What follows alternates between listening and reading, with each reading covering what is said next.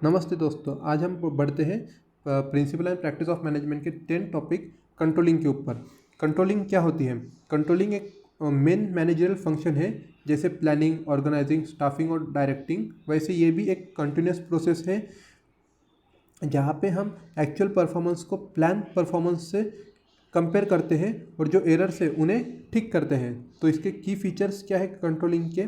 Forward looking, भविष्य में होने वाली गलतियों को कम करना या उन पर रोक लगाना।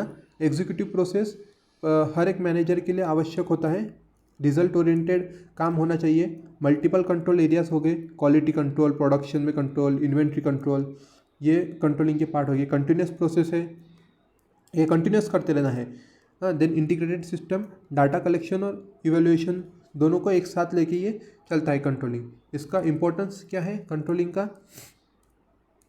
पॉलिसी वेरिफिकेशन, यानी पॉलिसीज़ की इफेक्टिवली जांच होती है कि ये पॉलिसीज़ ठीक है या नहीं। देन मैनेजरियल रिस्पॉन्सिबिलिटीज़, मैनेजर अपने सबऑर्डिनेट्स के परफॉर्मेंस के लिए आंसरेबल होते हैं। देन कोऑर्डिनेशन होता है, ऑर्गेनाइजेशनल इफिशिएंसी बढ़ती है इससे। देन साइकोलॉजिकल प्रेशर, कर्मचारियों को जो एम्प्लॉयज़ है वो बेटर परफॉर्म कर पाए, इसलिए उनके ऊपर कुछ साइकोलॉजिकल प्रेशर देके रिजल्ट भी लाना पड़ता है। Then relationship between controlling and other function, other function क्या हो गए? जैसे प्लानिंग, डेलीगेशन, इंफॉर्मेशन, इनके साथ कंट्रोलिंग का कैसे तालमेल आएगा? प्लानिंग एंड कंट्रोलिंग का क्या ये है? प्लानिंग जो है वो हमारे गोल निर्धारित करता है, जबकि कंट्रोलिंग ये डिफाइन करता है कि वो गोल हमारे प्राप्त हो रहे या नहीं। देन कंट्रोलिंग देखता है कि एम्प्लॉय सही दिशा की तरफ यानी गोल की तरफ काम कर रहे हैं नहीं। Then delegation and control, delegation means एक के पास पावर है, वो सामने वाले को पावर डेलीगेट करता है।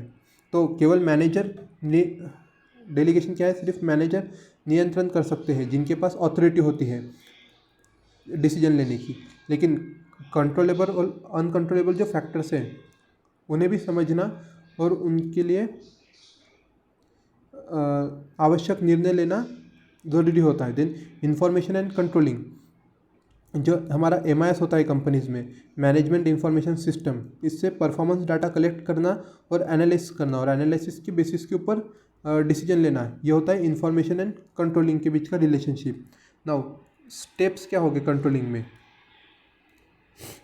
First one is establishment of control standard, कि क्या स्टैंडर्ड्स हो गए हमारे कंपनी के। तो फर्स्ट है क्वांटिटेटिव स्टैंडर्ड्स। क्वांटिटेटिव यानी फिजिकल आउटपुट, कितने मैन आवर लगेंगे, कॉस्ट क्या आएंगी, रेवेन्यू क्या आएगा हमारा, ये हो गया क्वांटिटेटिव। एंड क्वालिटेटिव क्या होंगे?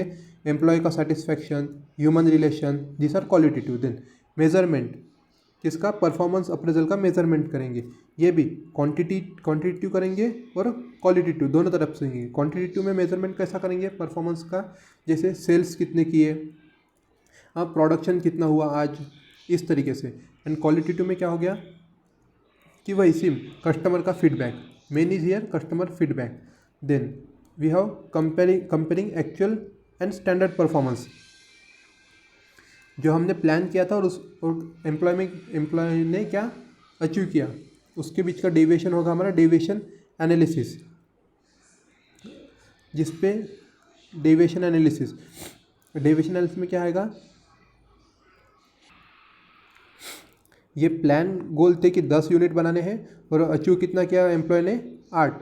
अगर देखेंगे कि डेविएशन 2 का है, अगर ये डेविएशन होगा डेविएशन, इसमें एनालिसिस क्या करेंगे कि ये सही तरीके से हुआ कि नहीं, कि इसने कुछ अनफेयर मीन्स से ये 2 काम इसने कम किया। अगर इसने इसमें कुछ हमें ध्यान में आया है कि ये गलत हुआ है, तो इसके ऊपर क्या करेंगे? करेक्टिव एक्शन लेंगे एम्प्लॉय के ऊपर। ये हो गया deviation analysis. And strict compliance में क्या हो गया कि कुछ मामलों में छोटा मोटा डेविएशन भी बहुत बड़ी प्रॉब्लम ला सकती है, इसलिए हमारे पास स्ट्रिक्ट कंप्लायंस की पॉलिसी होनी चाहिए। Then we have corrective actions, correction in deviation, कि जो 10 प्लान थे और 8 हो गए तो ये 2 है, इन्हें कैसे डेविएशन कम किया जाए, इसके लिए हम क्या करेंगे? प्लान और गोल्स एक प्रॉपर वे से डिफाइन करेंगे और टास्क को असाइन करेंगे। देन जो हमारे डायरेक्शन की टेक्निक्स है उनको रिव्यू करेंगे। देन ऑर्गेनाइजेशन स्ट्रक्चर है हमारा, उसके ऊपर भी कुछ ध्यान देंगे और फाइनली नए रिसोर्स और फैसिलिटीज़ को प्रदान करेंगे। अभी कंट्रोल करने के लिए कुछ 3 प्रकार है, जैसे feed forward, concurrent and feedback. Feed forward means अगर कोई काम करना है तो उसके लिए जो भी ट्रेनिंग है, प्रिवेंटिव मेजर्स है, जो मेंटेनेंस है, वो हम पहले ही कर लेते हैं, इसे कहते हैं feed forward control. Concurrent control means जब पर रियल टाइम सिचुएशन में उसे मॉनिटर करना, इसे कहते हैं concurrent control. And feedback control means जो काम है वो पूरा होने के बाद उसका रिव्यू करना या फिर उसे मेजर करना, जैसे फाइनेंशियल रिपोर्ट्स हो गए या फिर कस्टमर रिव्यू, ये हो गया हमारे फीडबैक कंट्रोल। सो हमने इसमें क्या देखा कि कंट्रोलिंग से ऑर्गेनाइजेशन की प्रोडक्टिविटी और इफिशियंसी बढ़ती है। इफेक्टिव कंट्रोलिंग से एम्प्लॉय मोटिवेशन, कोऑर्डिनेशन और ऑर्गेनाइजेशनल सक्सेस जो है वो सुनिश्चित कर पाता है। Thank you for listening.